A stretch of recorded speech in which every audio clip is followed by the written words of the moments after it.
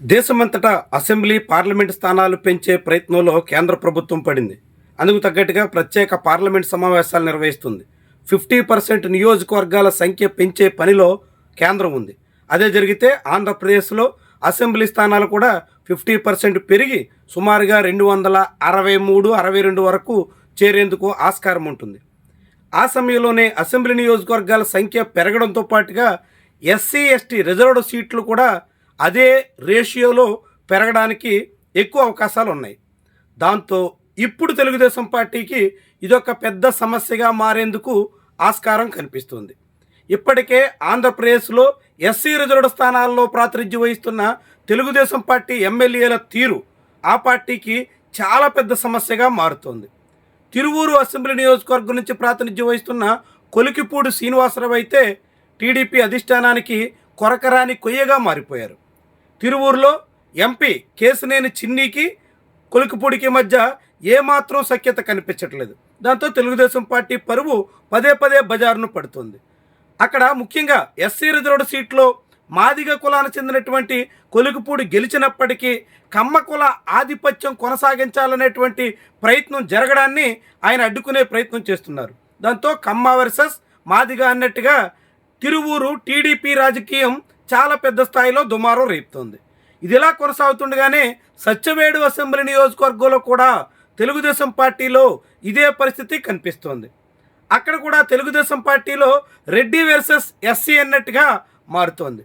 Telugu Desam party తరఫున ఆ SC reserved seat నుంచి సత్యవేడులో కోనేటి ఆదిమూలం 2024 ఎన్నికల్లో విజయం సాధించారు.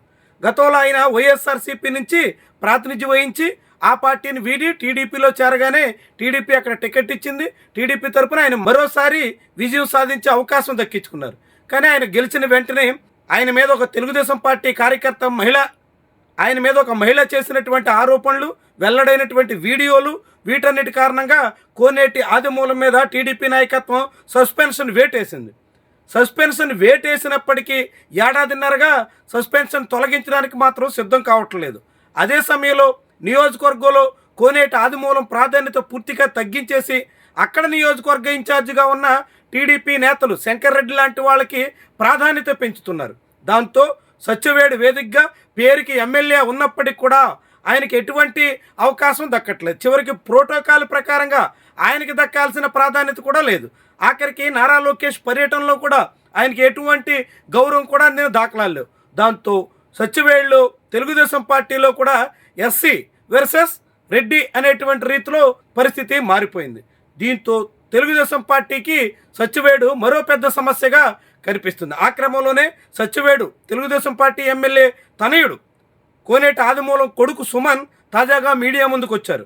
మొన్నటి ఎన్నికల్లో తాము ఎన్నికల కోసం 100 కోట్ల రూపాయల వరకు వెచ్చించామని, ఆ డబ్బులు నారా లోకేష్ కానీ చంద్రబాబు కానీ తమకు ఇచ్చేస్తే తాము పదవికి రాజీనామా చేసేస్తాం అని ఆయన నేరుగా నిలదీసే పరిస్థితి వచ్చింది.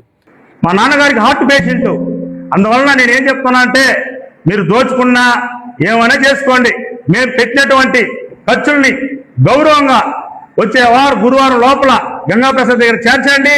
మేము అప్పు తీసుకొని ఇల్లు అమ్మి మాకు ఖర్చు చేసినటువంటి సహాయం చేసినటువంటి అప్పు తీసుకోము.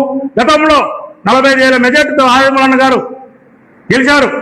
అప్పుడు కూడా మేము అప్పులు ఇచ్చినాము. అప్పు ఇచ్చిన వాళ్ళకంతా అప్పు ఇచ్చేసినాము.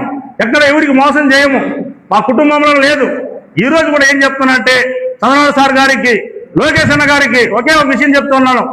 మేము పెట్టిన డబ్బులు ఖర్చులు మాది కాదు, మా అప్పులు.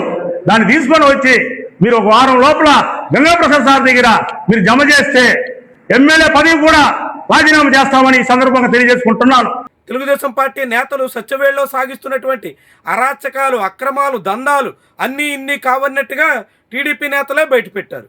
ఇప్పటి వరకు తిరువూరులో తెలుగుదేశం పార్టీ ఎంపీ అనుచరులు సాగిస్తున్నటువంటి గంజాయి దందా నుంచి రియల్ ఎస్టేట్ మాఫియా వరకు ఎంపీ అంటే మట్టి పేకాట అన్నట్టుగా మారిపోయినటువంటి తీరుని కొలికిపూడి బయట పెడుతుంటే ఇప్పుడు సత్యవేడులో సరిగ్గా అదే తీరున గ్రానైట్, ఇతర మైనింగ్ వ్యవహారాలు, ఇసుక అక్రమ తరలింపు, పెద్ద మొత్తంలో చెన్నైకి తరలించేస్తున్నటువంటి వైనం మీద కోనేటి ఆదిమూలం క్యాంప్ కొత్తలాడుతోంది. దాంతో ఇలా ఇప్పటికే ఉన్నటువంటి ఎస్సీ రిజర్వ్డ్ సీట్లలో తెలుగుదేశం పార్టీకి ఇలాంటి తలనొప్పులు ఎదురవుతున్నటువంటి తరుణంలో రేపు ఈ నియోజకవర్గాల సంఖ్య పెరిగితే ఆ పార్టీకి మరింత సమస్య తప్పదనే సంకేతాలు కనిపిస్తున్నాయి. ఇప్పటికే ఎస్సీల్లో తెలుగుదేశం పార్టీ చాలా తీవ్రమైనటువంటి వ్యతిరేకతను ఎదుర్కొంటుంది. ఎస్సీ నేతలను గౌరవించట్లేదని, ఎస్సీలకు ఎటువంటి ప్రాధాన్యత లేదని, ఆఖరికి ఎస్సీ కార్పొరేషన్ల ద్వారా నయా పైసా ప్రయోజనం కూడా ఇవ్వట్లేదని, ఎటువంటి లోన్లు ఇవ్వకుండా జాప్యం చేస్తున్నానని, ఇలా అనేక కారణాలతో ఎస్సీల్లో కూటమి ప్రభుత్వం పట్ల తీవ్ర వ్యతిరేకత కనిపిస్తుంది. వీటన్నిటికీ తోడు ఇటీవల క్రిస్టియన్ వర్సెస్ హిందూ అన్నట్టుగా కనుమూరు రఘురామకృష్ణరాజు వాళ్ళు రాజేస్తున్న ఉదంతం కూడా దీనికి మరింత తోడవుతుంది. ఇప్పటి వరకు మాదిగ కులస్తుల్లో తెలుగుదేశం పార్టీకి అంతో ఇంతో ఆదరణ ఉన్నప్పటికీ ఇప్పుడు మాదిగ వర్గీకరణ ప్రక్రియ పూర్తి కావడంతో ఇక తెలుగుదేశం పార్టీ వైపు మాదిగలు ఎంత మేరకు నిలబడతారు అన్నది కూడా ప్రశ్నగా మారింది. ఇలాంటి అనేక కారణాలతో ఇప్పుడు కూటమికి సీట్ల సంఖ్య పెరుగుదల ఒక రకంగా ఉంటే అందులో ఎస్సీ ఎస్టీ సీట్లు పెరుగుతున్నటువంటి తీరు కొంత కలవరపరిచేటువంటి వ్యవహారంగా కనిపిస్తుంది. మొత్తంగా రాష్ట్రంలో ఇప్పటికే ఉన్నటువంటి సీట్లకు తోడుగా మరొక 17-18 స్థానాలు ఎస్సీలకు రిజర్వ్డ్ కావడం ఖాయంగా కనిపిస్తుంది. అదే జరిగితే మొత్తం ఎస్సీ ఎస్టీ రిజర్వ్డ్ సీట్లు హాఫ్ సెంచరీ దాటిపోవడం అనివార్యం. 50+ సీట్లలో ఎస్సీ ఎస్టీలకు రిజర్వ్డ్ అయితే ఆ సీట్లలో తెలుగుదేశం పార్టీ ఎదురుగాలి ఎదుర్కొనే పరిస్థితి వస్తే అంతిమంగా జగన్మోహన్ రెడ్డికి భారీగా లబ్ధి చేకూరే అవకాశం పెరుగుతాయి అనేటువంటి అంచనా చాలా మందిలో వినిపిస్తుంది. ఏమైనా రాష్ట్రంలో ఎస్సీ రిజర్వ్డ్ సీట్లలో మాత్రం తెలుగుదేశం పార్టీ ఎమ్మెల్యేలతో ఆ పార్టీ అధిష్టానానికి చాలా పెద్ద స్థాయిలో తలనొప్పి తప్పడం లేదని మాత్రం చెప్పాల్సి ఉంటుంది.